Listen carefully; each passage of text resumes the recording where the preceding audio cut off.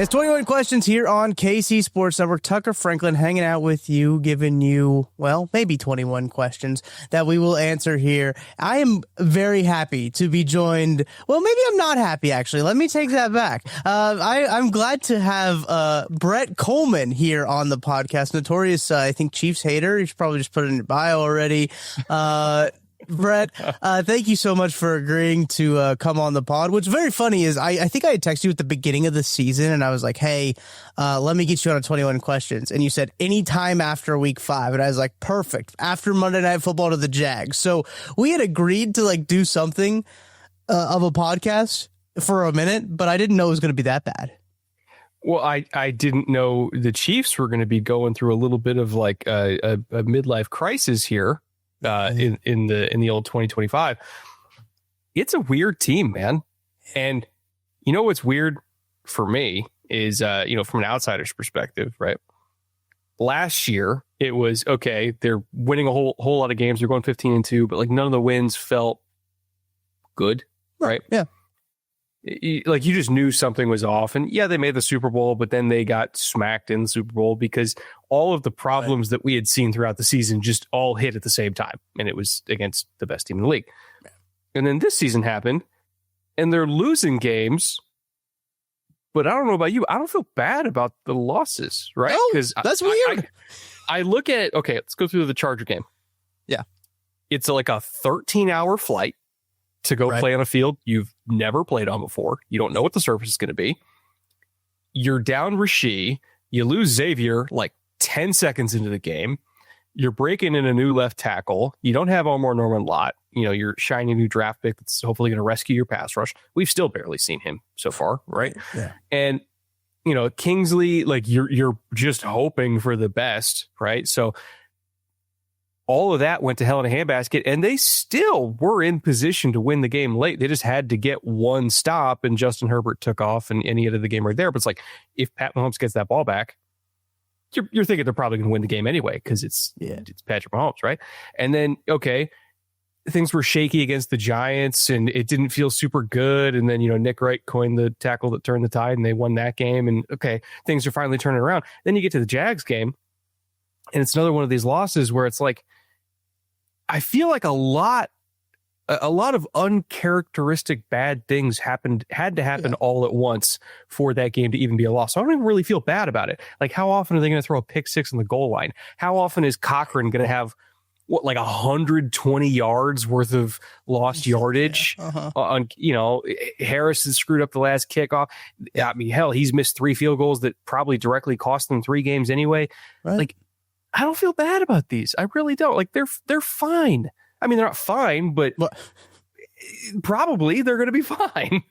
Well, that kind of leads us into our first question, Brett, because obviously this is 21 questions here. These questions come from the fine folks of the KCSN Discord. You can get access to that KCSN Discord by going to kcsn.com. Subscribe for $30 a year or $5 a month. We send you a code to get exclusive access to our Discord where we get all of these questions from. If you subscribe for $30 a year, we'll send you a $40 gift certificate to Tacos for Life here in Kansas City. So, like, that's a kind of a good, I'm no math major, Brett, but that's a pretty damn good deal in my opinion. But these are all coming from there. You can get that there. We're over 16,000 now at the KCSN Chiefs newsletter. So go be a part of it. Be in the crowd. This first one's from Casey from KC. He wants to know, is the panic overblown? Yeah, of course it is, right? And again, is this team going to get the 1 seed? Probably not. Right. They blew that opportunity. I don't think they're going to get the 1 seed. But at the same time, have they played their worst football at the best time to play bad football? Yeah. Right. You have to trust that, okay, this development and this connection with Thornton is going to keep going. You have to trust that Xavier's going to, continue his ideally ascension. You have to trust that Rasheed is both going to be totally healthy and also, again, on the same page once he gets back. Like, that's a good group of receivers right there. Is it the best in the league? No, but it's enough. It's enough. And you have to trust that the offensive line is going to keep solidifying. Like, I've liked what I've seen out of Simmons so far. Kingsley is still Kingsley, but whatever. Can't hit them all. You have to trust that the defense eventually will get its head out of its ass and learn how to stop the run. But these are all fixable problems compared to last year where, yeah, they were winning games, but I didn't feel like their issues were fixable by the time they actually got to the games that really, really mattered, right? Yeah. And again, Mahomes was an absolute superhero in the playoffs to get them where he got them to, but it's not like those issues suddenly went away. And then eventually he ran into a team that those issues just couldn't, like, it was just insurmountable for one guy, right? Yeah. So I'm not panicked at all. Like, they're going to be fine. They still might even win the division. I'm not convinced they're not going to run them down anyway. So, like, I look at where the Chargers were after week 1, where, okay, they're healthy, the roster's complete, elite quarterback, weapons are looking good, all that. And I was like, okay, Chargers are probably going to win the division. Well, within 3 weeks, everybody died. Yeah. So, now is it impossible for the Chiefs to pass the Chargers in the division? Probably not, because the Chargers are super banged up. Is it impossible for them to run down Denver? Probably not, because at the end of the day, I trust Mahomes and Reed a hell of a lot more than I trust Bo Nix. Yeah. Like, again, it's not going to be a 1 seed, but 3 seed? Sure. And they'll be fine. Yeah. They'll be okay with a 3 seed. Like, we've talked about this a lot on the network, and I think I've brought this up too. It's like there were some people kind of sounding alarms like this. They won't even make the playoffs.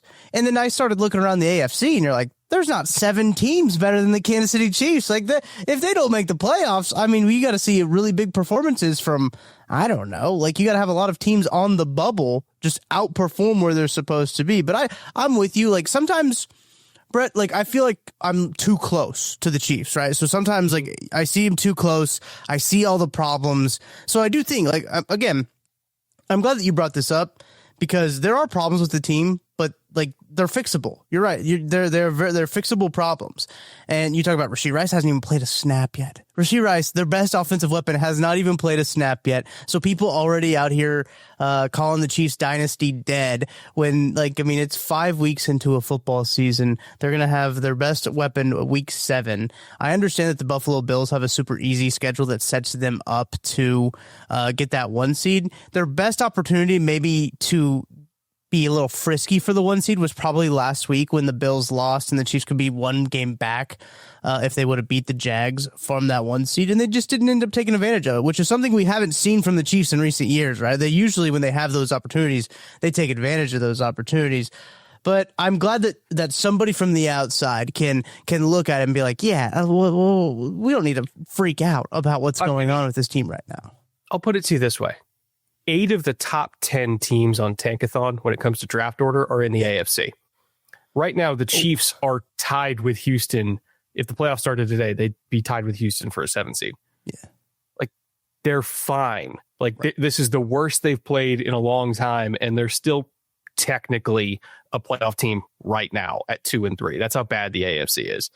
So, like, if they just beat Houston in December, there's your ticket in there, which, by the way, I'm coming out for that game. I'll see you soon. Yeah, you should. So you can stay at my house if you want. I live close to the stadium. Ooh.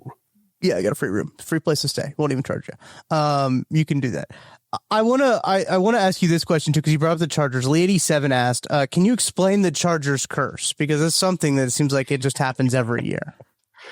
Yeah, I want to know if the land they got for the new facility was on a burial ground I'm not aware of. Because, like, okay, you're going into the season, everything's looking good. Out of nowhere, devastating injury to Rashawn Slater, like days after he signed an extension.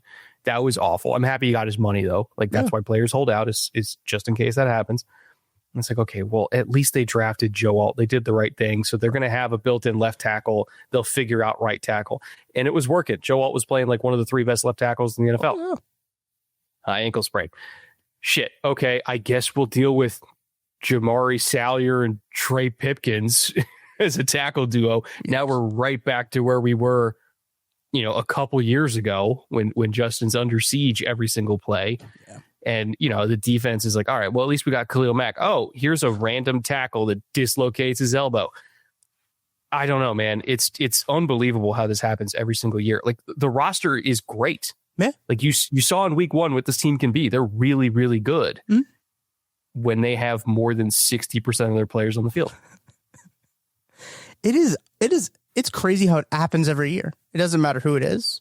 It doesn't matter It's every single year. And that's what at some point is just like so astonishing is that like you usually see teams have good injury. Like the Chiefs had a pretty good injury luck the year that a few of the years that they won the Super Bowl, right?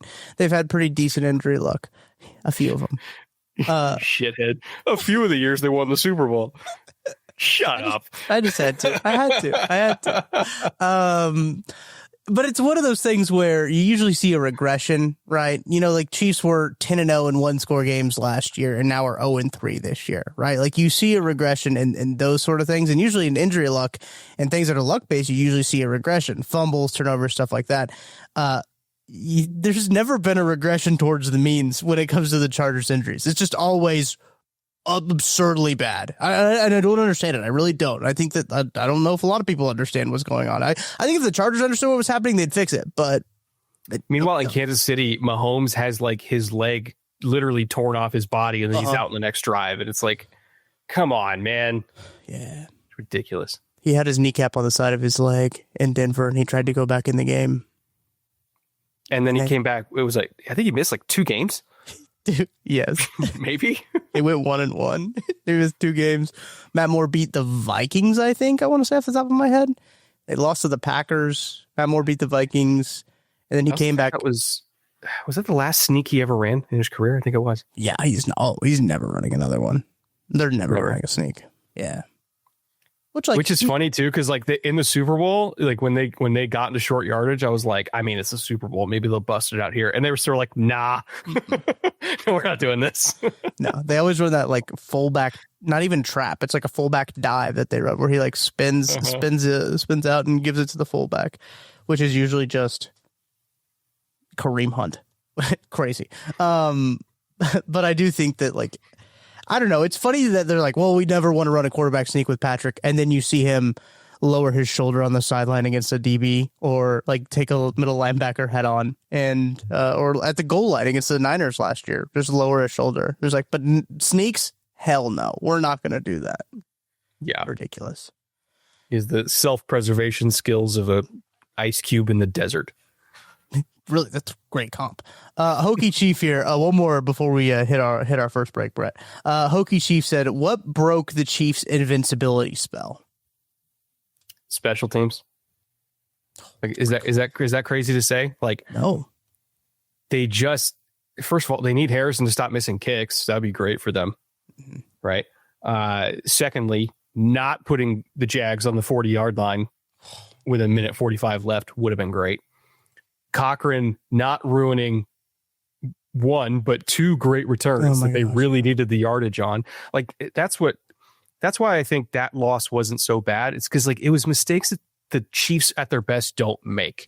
Like they don't give you like that had to have been at least a total of 130 free yards of field position throughout that game that they gave Jacksonville between defensive field position on the kickoff penalty or kickoff return penalties versus, Harrison on the last kickoff. 130 yards is a lot of yards. Okay. Like if we're talking about the average drive in the NFL being, I believe it's 40 yards is the average. That's 3 drives worth of yardage in 3 plays they gave him. So it's just uncharacteristic mistakes that then compounds the issues that you have with stopping the run. It compounds the issues that you have on offense, which, I mean, honestly, most of those issues are gone at this point. It just makes your life hard if your special teams is shitting the bed that much. And Dave Toub's got a lot to answer for on this one because he's normally got this unit really buttoned up, and they're not right now.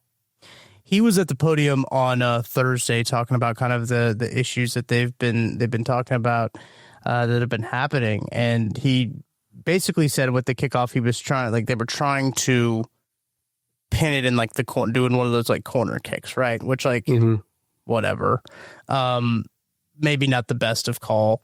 Who cares? But Harrison obviously mishit it because it was not close to the corner. It just wasn't close. So he's like, that was a mistake for Harrison. Like the special teams is so weird because the Chiefs have been that's a really great answer to like the invincibility part of it is, I think a lot of people forget about like that third phase, especially when they're so automatic like they've been. Like Harrison when he steps up to kick, like it was like, okay, I'll just go grab a drink real quick because he's going to hit this field goal and then it'll be all right. We'll come back and watch the kickoff. That's how it has been. But now it's like, well, I should probably stick around and watch this kick. I should probably see where this goes. Now it's like with extra points, it's like maybe I should watch the extra point and see if it goes in, because I mean, 11 to 13 on extra points isn't great. Like, I mean, that's pretty detrimental, and to have him be like that, it's something that's very very unfamiliar for Chiefs fans. And how many times have we seen, okay, the Chiefs are down, it's a 10-point hole, they got them right where they want them, right? And how many times have we seen that 10-point hole evaporate because Mecole gets this 60-yard return, right? And then you get a quick score, you get a stop, and then Mahomes gets another score, and all of a sudden you go from down 10 to up 4. Yep. Like we've seen that so many times where that unit is what kickstarts everything. Like the Chiefs special teams under Dave Tope have been almost like if you're looking at like an old aircraft that they have to jumpstart the engine, like that unit was the guy that jumpstarted the engine, and then you're off and running, you're on diesel, and you win the game.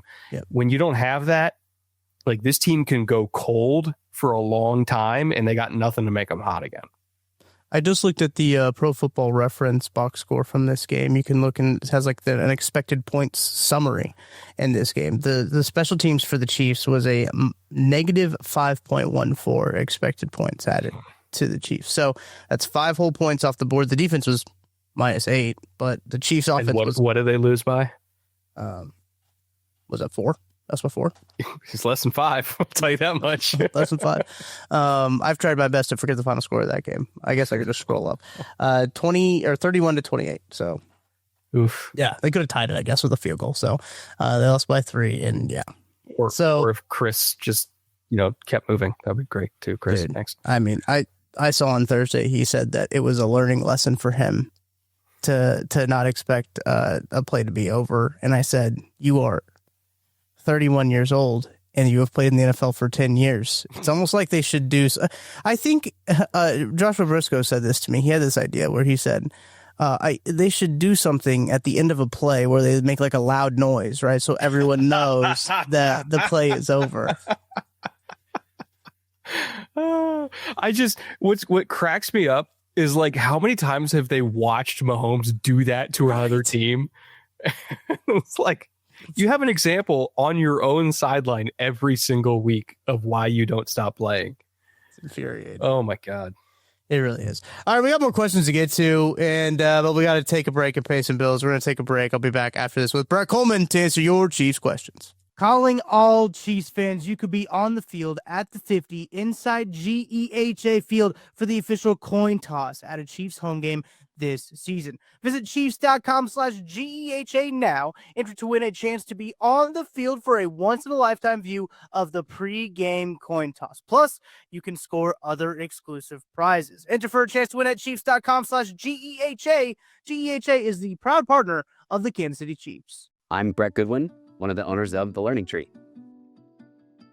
The Learning Tree is a neighborhood toy store in Prairie Village, Kansas. This has been here in this location since 2000s, and my husband Alan and I purchased the store in 2023.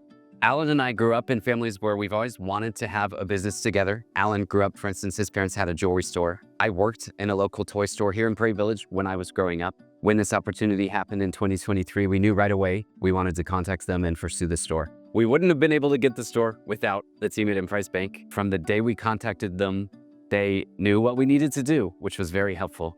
I would absolutely recommend the team at Emprise Bank to anyone looking to secure a business. We worked with Emprise from day one. They were extremely helpful. They were always great resources. We talk to them frequently.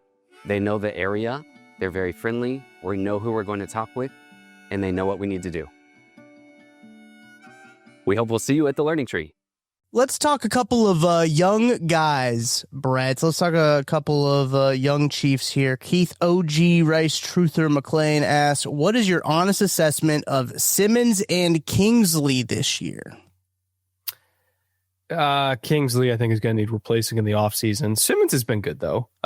He got taken for a ride against the Chargers because he just kind of kept giving them his hands over and over again. And he accidentally hit the wrong knob on my speaker there. And, the same thing happened to Burns. Like, he just missed his punch against Burns, gave up a pressure there. But, like, overall, like, on true drop-back passes, Simmons has been totally fine. There's been some rookie mistakes, but overall, he's been totally fine. Kingsley's an issue. I'm not going to lie. But, if 4 out of your 5 are good, or 3 out of your 5 are good, and 4 out of your 5 are playable, you're doing all right in the grand scheme of things. Kingsley was a lot worse, I think, earlier on in this season. The last 2 games, he's kind of been better. It's been passable, and he's actually done some good things. The thing with Kingsley is he's much more of a run blocker than he is pass protector. And so he's a lot better in the run game, which, Brett, that's really good that the Chiefs have 2 guards that are really good run blockers because they love to run the football so much and have so many dynamic run plays that they can get into. And they have so many great running backs in the backfield to do them with. I mean, it's a good thing. It's a good thing they got 2 guards that really are good at run blocking. I hope people can sense my sarcasm. Simmons has been a pleasant surprise because remember when he was drafted, it was like, is this guy going to be on the field by August? Like with his injury and everything. And that's part of the reason he fell all the way to 32. You usually don't see guys who have played this well this soon into the rookie year falling to pick number 32. I think everyone agreed that like his talent wise, like if he didn't have the injury, he'd be a top 10 pick. Like I think everyone thought that. I know there were some issues too with and some questions with his maybe maturity level and maybe some football character concerns, but he seemingly put that to rest, especially with how well he's recovered from his injury, how well he's played so far. Some charts that came out on Thursday looks like that he's being put on an island a lot too. He's putting on an island and being successful when he is on that island. So that's a very encouraging sign for the Chiefs for them to finally, hopefully, have found that long-term left tackle fix that they have just kind of been cycling guys through there ever since Eric Fisher. Basically, they've been throwing bodies out there. A while ago. Which is crazy. Maybe their most consistent guy who is a left tackle is playing for Cincinnati and Orlando Brown, which is saying something. But I don't know. Have you seen Orlando Brown this year? Oh, he's bad. It hasn't been going well. I feel bad for Joe Flacco. That Joe Flacco was just chilling, in Cleveland. He's just like, all right, I get to collect a paycheck, sit on the bench. But now he's got to go to Cincinnati and play and be behind that offensive line. Yeah, it's tough for Joe Flacco. He's like, you ever seen the movie 1918? I have not seen it. It's like, all right, your job is to run across this battlefield with artillery shells going off everywhere to deliver this message. Godspeed, Joe. Yeah. Every single snap, war zone. God bless Joe. ZG asks us, Brett, you were a big O&L guy in the draft this year. Omar, Norman, Law, KCSN guys, being Maddie and Ken, excuse me.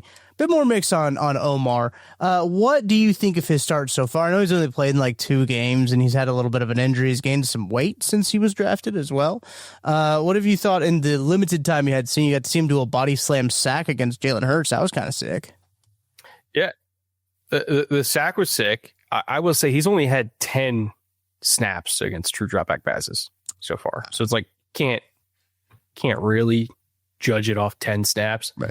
There's been a couple negative plays in the run off the top of my head. That long touchdown the Ravens got late in the game. Yeah. Mm-hmm. He had an opportunity because he was lined up as a 2-eye that play and they reached him. They reached him pretty bad.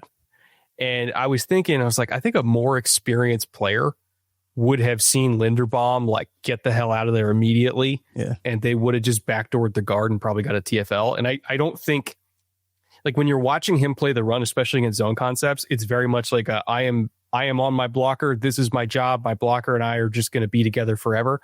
Yeah. And I want to see him play with a little bit more creativity against the run. Like you're allowed to backdoor things if they give you the opening. Yeah. And he just, again, I look at like the top 3 techs in the league and like Chris Jones would have backdoored that all day long because he just knows that if they're going to give me the window, I'm going to take it.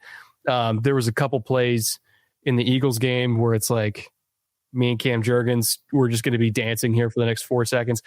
Meanwhile, Saquon's like running right by him. Like, you're allowed to do something other than just play the block. Like you can play the ball too.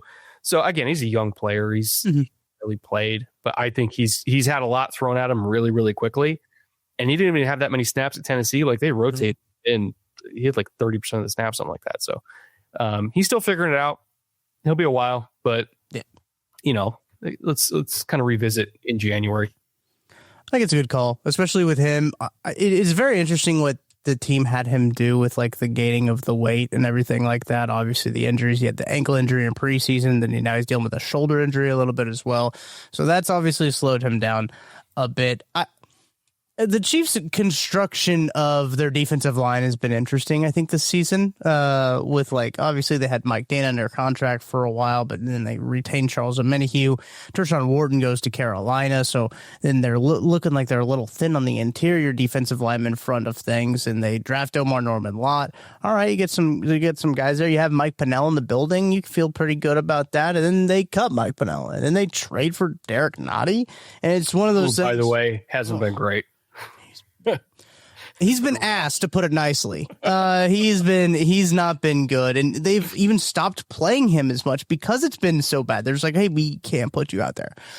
So it's their interior defensive line construction has always been kind of one of those things that makes you scratch your head a little bit. It's a good thing they have Chris Jones, because if they didn't, this interior defensive line would be a little bit sketchy. Really, same thing with the edge room as well. But Chris Jones makes that thing tick. I mean, everyone knows that. But kind of keeping it on like the defensive side of the ball for things.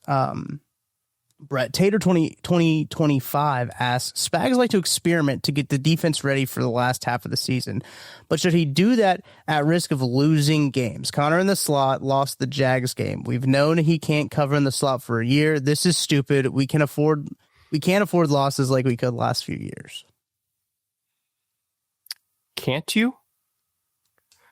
Can't you afford the losses? Like, the AFC's pretty bad this year. I'm not saying that they planned on being 2-3, but if there was ever a year to be 2-3 in the AFC, it's right now, right? So as far as, does he normally experiment and then get things kind of gelled in the back half of the year? Yes. Did he figure out that Shamari Connor shouldn't be in the slot? I hope so by now, right? A year and a half, yeah. I like to think that that's pretty clear. And part of me thinks it's because he doesn't trust the outside guys and he wants to put Trent there because he doesn't trust anybody else.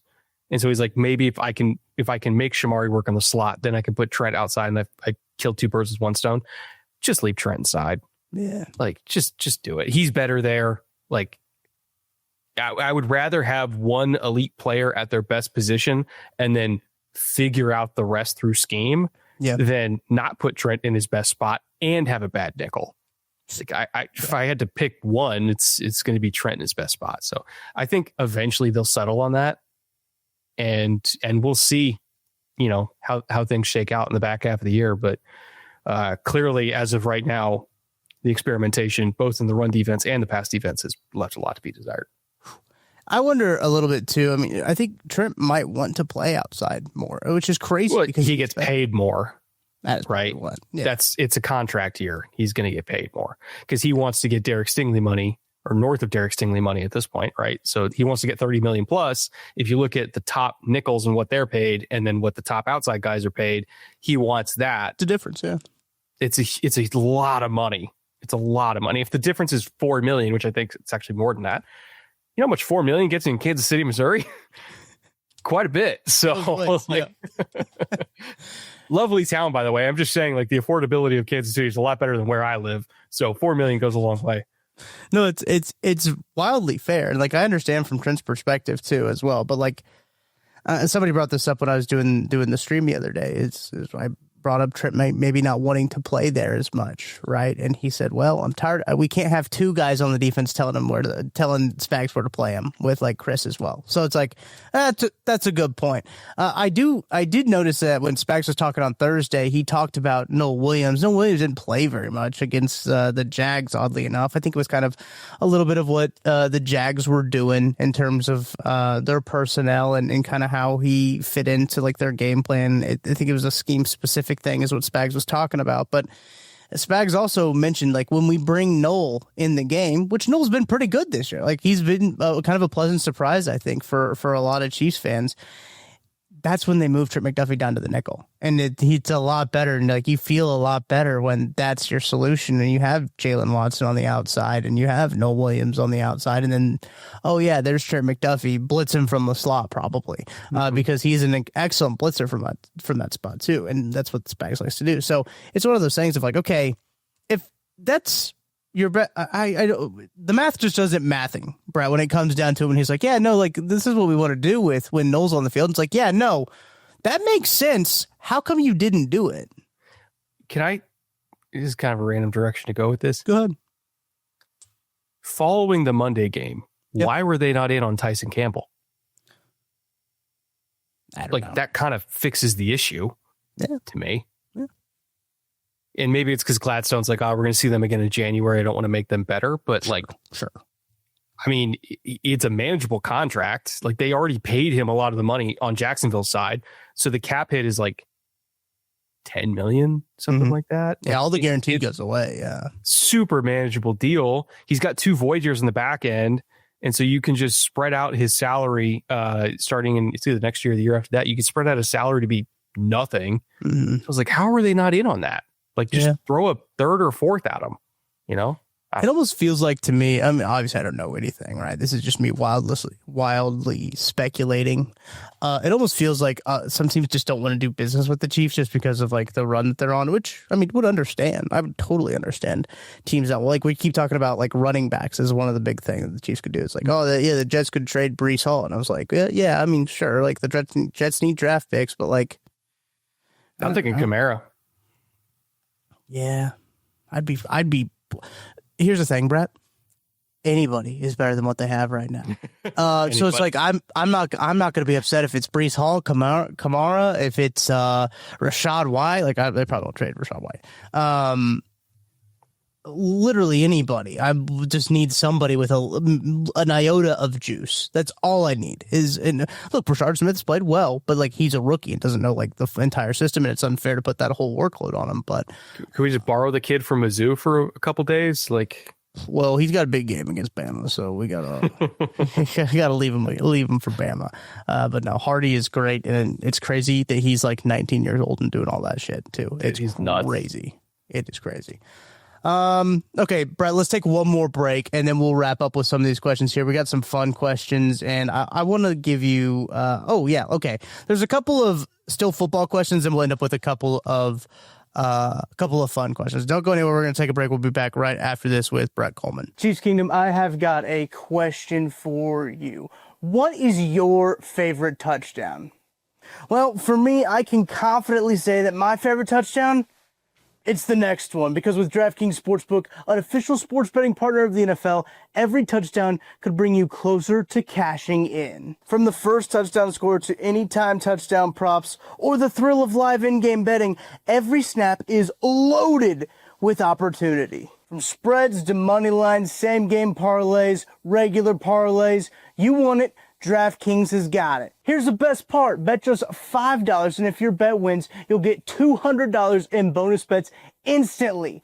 I use DraftKings Sportsbook, and you should too. Your team hitting pay dirt pays out to you. Download the DraftKings Sportsbook app now and use code KCSN. That's code KCSN to turn $5 into $200 in bonus bets if your bet wins. In partnership with DraftKings, the crown is yours. Gambling problem? Call 1-800-GAMBLER. In New York, call 877-8-HOPE-NY or text HOPE-NY 467-369. In Connecticut, help is available for problem gambling. Call 888-789-7777 or visit ccpg.org. Please play responsibly. On behalf of Boot Hill Casino and Resort in Kansas, fees may apply in Illinois. 21 plus age and eligibility varies by jurisdiction. Void in Ontario. Bet must win to receive reward. Minimum minus 500 odds required. Bonus bets expire 7 days after issuance. For additional terms and responsible gaming resources, see dkng.co/audio. Brett, Hemby or Bust wants to know what has been your favorite I was right all along moment so far this season? I know it's only week 5, but what have you felt good about? Everything related to the Bengals, right? When I said that what the Bengals were doing as far as roster construction strategy, and this has been like a multi-year thing, by the way. This started a long time ago, after T was after his third year, which I think was 2022 going into 2023. Mm-hmm. And especially after year 4, I was like, you got to trade T Higgins, right? Because you got Jamar Chase. He's going to cost an arm and a leg. And no team in NFL history had ever had the combined cap hits that they're either have now or about to have in Kansas City for their number 1 and number 2. The only team that had come close is Miami with Hill and Waddle. And that didn't exactly go well for them as far as roster construction. They lost a whole bunch of trench talent. They were terrible in the trenches, and it basically just ruined this era of Dolphins football, right? Yeah. And so it's like, you can't do that. You can't pay T that much money, even though he's a good player, very good player. Mm-hmm. You can't pay T that much money while also paying your quarterback and also paying your number 1. Like, you need to have more than just 4 guys soaking up that much of the cap. And I got a lot of pushback from Bengals fans because they're like, well, yeah, but like they're terrible at drafting. Who else are they going to pay? And I'm like, yeah, they're terrible at drafting. Go get more picks. Mm-hmm. Like, if they're not hitting on their picks, that means you need more picks so that you can at least try to increase your luck surface area. And maybe you end up, putting together one of those great rosters that Cincinnati ends up with like once every 8 to 9 years. Yeah. Like they did for the Super Bowl run. They had an overall pretty darn good roster there. They don't do it often, but they need picks to do it. They need cheap talent to offset a receiver making $40 million and Hendrickson making 36 or whatever it is, and Joe making 50 plus. Mm. You need more talent.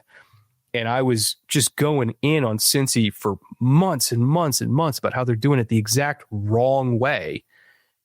And now we're here, right? Like, you have a super expensive number 1, a super expensive number 2. And yeah, your quarterback got hurt, but, and I'm taking this from Julian Edelman and paraphrasing what he said, if your entire strategy going into the year is we're fine as long as X doesn't get hurt, you're not fine. Yes, correct.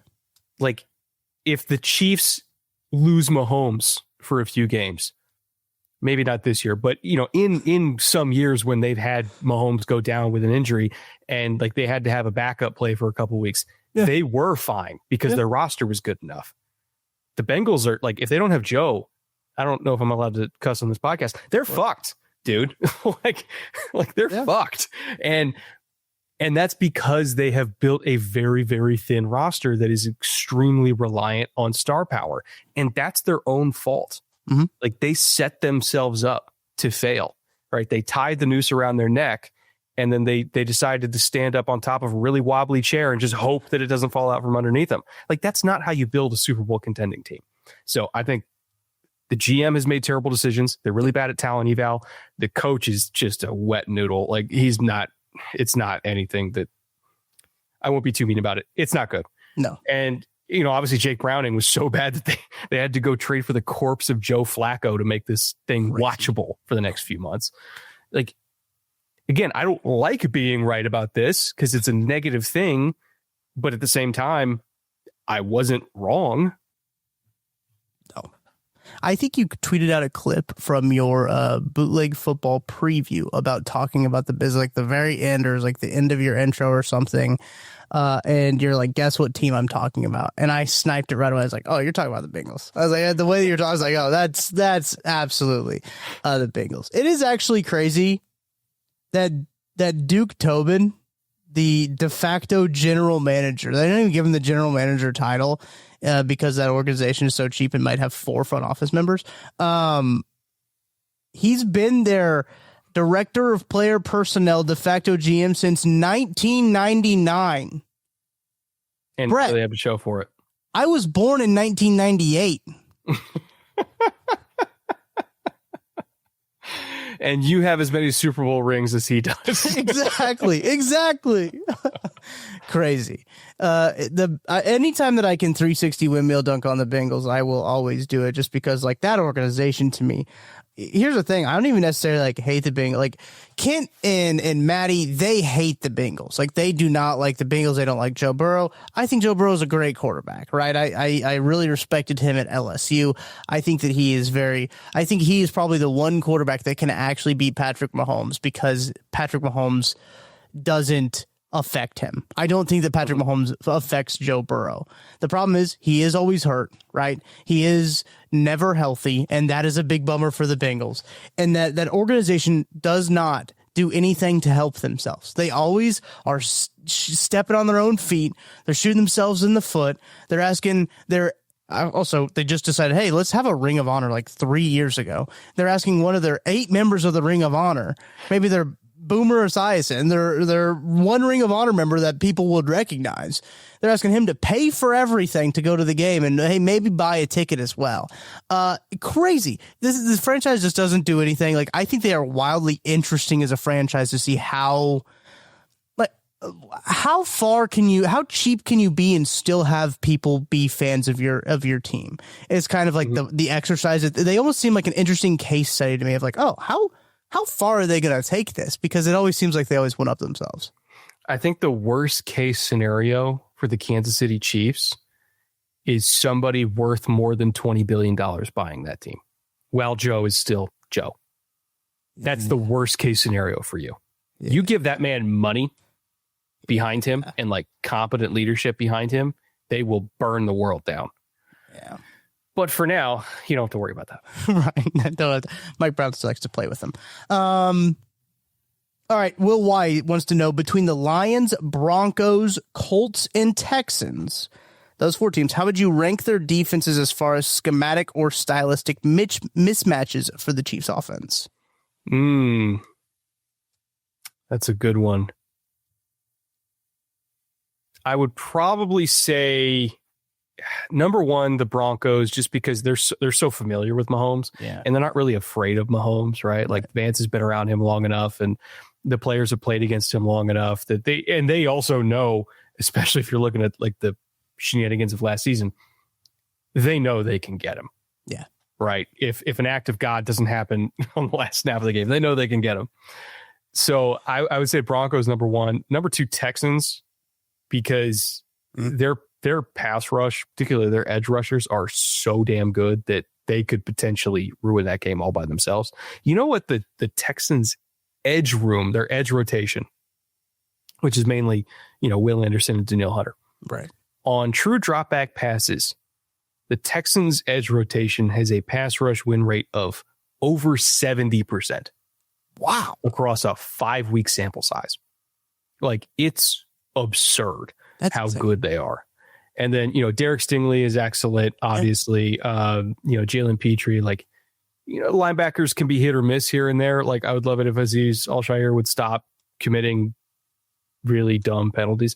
But dude is crazy. It's a great defense. It's a great defense. And then after that, I'd probably say the Colts, because they have a remarkable talent for turning the ball over, and then Detroit after that. Yeah, I mean, Detroit is. Verderman and I talk about this on our show. Like, we've talked about this since like July, how decimated by injuries that Detroit has been for like ever since last year, I guess. Yeah, I mean, they are kind of like not to the extent of the Chargers, but they are just like, oh, Aiden Hutchinson, your star pass rusher, gets a catastrophic injury at the beginning of the season. Then they just have all of these like defensive line injuries mount up. Then now they got 3 of their top 4 cornerbacks when they entered the season aren't going to be playing against the Kansas City Chiefs. So it's like, it's a tough break, obviously, and they lose both coordinators like the Eagles did a couple of years ago. And I think they've done the best of what they can, the best with what they have. They haven't necessarily played a murderer's row after they played the Packers, but their division's also not like incredibly good. But also, if they played the Packers today, I think they would beat them. Ooh, I like that. Yeah, they just got caught week 1. Yeah, Detroit is probably the best team in the NFC right now. Are they the team you feel most confident in the NFC? So I feel more confident in them than I do in Philly. Yes. and San Francisco, because again, San Francisco's super banged up. Yeah. Actually, I would say Tampa. I think I'm most confident in Tampa. Okay. Out of anybody. Like Tampa is so I love that team, dude. so scrappy, right? They've had so many injuries and they're still 4-1. Like I think that's a really, really good team. Yeah. I love to watch every game that they play because every game is just it's pure chaos. And Baker Mayfield Falls to the wall. His revitalization, Baker Mayfield's revitalization has been insane. I love to see it. It's been good. All right, a couple more here. Joel Pinfield wants to know: would you rather have Derek Thomas or Jamal Charles on this current Chiefs roster? Two positions that the Chiefs do need help at. For me, it's not even a debate, and I say this as somebody who loves Jamal Charles. It's Derek Thomas. Like they need. Well, allow me to frame it a particular way. Okay. So if not just edge rotations, but entire team pass rushes, like everybody together. Texans on true dropback passes, number 1 in pressure rate. We know that. Yeah. Yep. Number 2 is Kansas City. Believe it or not. Oh, they're at a 51.7% pressure rate. Here's the issue. It's not quick pressures. Yeah. They are 26th in sack conversion rate as far as turning those pressures into sacks, and they are 26th in terms of average time to pressure. It's just under 2.5 seconds, which if your average time to pressure is just under 2.5 seconds, that means half your pressures are well over 2.5 seconds when the ball is typically out anyway. Yeah. So they're getting there, but not fast enough. And what you end up with is a lot of compressed pockets and the quarterback just easily making throws from those compressed pockets. So I think that there are certain types of quarterbacks that they match up well, like guys that really don't like to be hemmed in and caged in. You know, they can affect them if they lose their accuracy or their vision gets bad in compressed pockets, which sometimes happens with shorter quarterbacks. But guys that are comfortable in chaos, they will get diced up by. So they need Derek Thomas out there who can win quickly to give them the one thing that they don't have, which is a sack in 2.1 seconds or just a sack period. Jamal obviously would be great, but like if we got bigger fish to fry right now. I think that's a great point. Like Jamal is like the one that's like you see a dessert and you're like, oh, I could really go for a second dessert here. That would be really cool if I had a second dessert. But then it's like, well, you probably do need to actually like eat your full meal before you have another piece of cake, right? Yeah. I think that's the best way to put it. And yeah, it's Derek Thomas. That dude. I go back sometimes and I'll watch those old games they have on the NFL YouTube channel, and they also have like the NFL Throwback where they put like condensed games of like the old school Chiefs games, and watching him rush the passer is just like it's like unbelievable. It's like we were born in the wrong era. Like him as a pass rusher, like today would like he would blend right in. It's just like then it was just like whoa, this dude is insane. Like yeah, it wasn't fair. No, it really wasn't. He's making Hall of Famers look silly. Last couple questions here. Will Y wants to know what your favorite Blanco for shooting. Reposado? Yep. I was flipping it in my head. Reposado for margarita and Anejo for sipping. So it depends on price, right? Like what price is comfortable with, but I'll go Blanco, Fortaleza Blanco, not Bronco. Fortaleza Blanco. It's really damn good. Honestly, you could sip it or you could shoot it. Either way, it's not going to like make you feel like hell the next day. Yeah. Reposado, I like G4. I would go G4. You know, the old network G4. It's not that, but that's literally the letter G, then 4. And then Añejo, pretty sure it's a really expensive bottle. Well, really expensive meaning like 170, somewhere around there. So expensive bottle. El Tesoro. Is it Paradiso? I think it's called Paradiso. I'll let people Google it on their own. But like that, it's an extra Añejo. I remember that, and I had it over at a buddy's house like a month ago, and it's unreal. Ooh. Especially if you're into cigars. Like it's really, really good. So El Tesoro, again, check that out. Try to find it if you can. Interesting. But how do you feel about LeBron's tequila? Was it Los Lobos? LeBron is a tequila? Oh, dude, I think he does. I think it's Los Lobos. Maybe it's not him. Maybe he's done like stuff for it. I know he just did that Hennessy ad. I thought it was Los Lobos. If he did so the Hennessy ad, I'd be willing to bet that Hennessy owns it or bought it, and that was like part of the deal, right? Oh yeah, Tequila Lobos is what it's called. Yeah. Huh. I've never had it. Lobos 1707. When I googled hang on. Celebrity liquors tend to not be like, have you ever had Conor McGregor's whiskey? Yeah, I actually had too much of it at one wedding, and it was rough the next day. Jet fuel, dude. It's not good. That's why we drink Ben Holiday. That's why I keep the Ben Holiday on the desk right here for the times that the Chiefs play like they did against the Jacksonville Jaguars. Okay, it is Lobos 1707 is what I saw. Is LeBron's tequila. So I have to give it a try. I like everything LeBron now does, so I guess I have to like that. Okay, last question here, Matt. Matt. I'm used to doing a podcast with guys named Matt. What the hell? Brett. Holy shit. Corey, a little stitious. What is your favorite song on Life of a Showgirl? I'll be honest. Oh, no. I know you guys have a lot of Swifties that probably watch the show now. You're going to get canceled. I haven't listened to the album yet, and I haven't listened to it because I've heard some snippets, and they weren't good. So I have actively not listened to that album on purpose because I've not been given a reason to, based on snippets. You are entitled to your opinion, Brett. And I will. I want you to say that KCSN and Tucker D. Franklin does not endorse this opinion. From my understanding, Swifties also feel the same way too. They're like, "Ooh, this is okay." It's different for sure. I liked Elizabeth. Elizabeth Taylor's a fun song. I think that there's some ones like I think the first 3 songs on the album are good and like fun and like all right, sick, hell yeah. Travis Kelce has a song about his dick. That's pretty cool. Like I'd be pretty stoked about that. I heard the word "dickmatized" was invented. Yeah, it's kind of sick, though. If you're Travis Kelce, you're like, hell yeah, I did that. That's kind of cool. So then the follow-up question is what tree, because it is called wood. So what tree would you be is what Corey wants to say. I'm not a redwood. I'll tell you that. Black walnut, because then at least that'd be expensive. Wow. I watched this guy on YouTube. It's a different conversation. Who is like black walnut.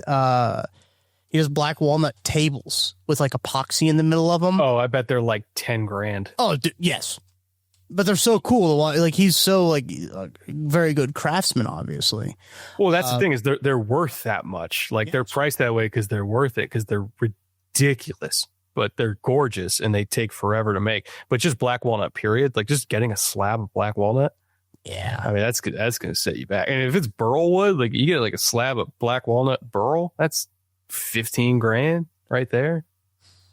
Don't ask me how I know so much about this, but yeah, just a raw lumber. You know so much about raw lumber. I don't even own one. I watch too many woodworking channels on YouTube. Dude, I do love woodworking YouTube or like just those videos of like woodworking. The survival videos of the nature boys. He unfortunately retired. Obviously, you still go back and watch that backlog, man. Those things slap. Terrarium videos. Oh, I see. I haven't gotten into those. I've gotten into body cam police footage videos of just like them making arrests. Yeah, I don't. So cops. Yeah, watching cops on YouTube. One of my favorite, and then I'll let you go here, Brett. Appreciate your time. One of my favorite. Are you familiar with Connor O'Malley?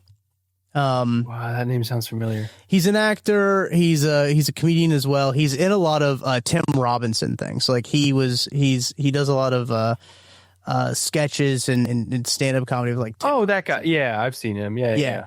So he was on like one of the late night shows talking about one of the things that he's got out promoting it.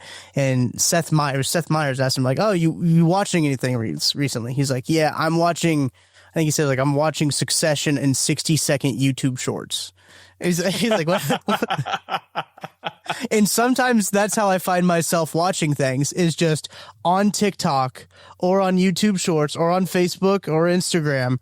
I see something from like a snippet from a show and I'm like, well, I got to see what happens next. Instead of going and actually finding the show and watching it, I'm watching 80, 60-second reels on Instagram about this one show that I could have just went to probably on YouTube and found like the clip of it already. But yeah, I've never related to something more in my life of just like watching a whole series of a show on TikTok or YouTube. Just grinding through an episode of Suits 1 minute at a time. Right. It's like, oh, what happened? I got to find what happens next. With like the same dumbass song in the background on every single one of them. The production quality is awful, and it's so, you know, they have to like mirror it every now and again so it doesn't get caught by like the AI copyright protection.